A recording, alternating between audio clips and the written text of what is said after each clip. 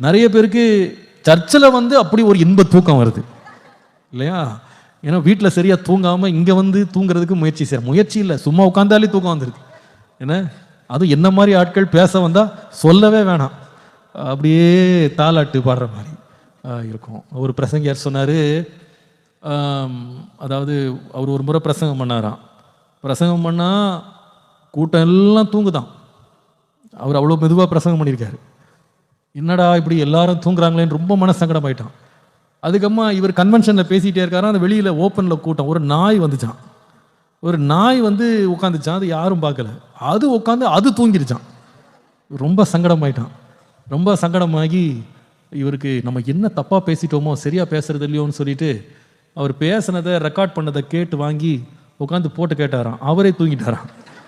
அது மாதிரி நிறைய பேருக்கு பிரசங்கம் கேட்கும் போது ஒரு தனி அபிஷேகம் இருக்குது, ஒரு தூங்குற அபிஷேகம்.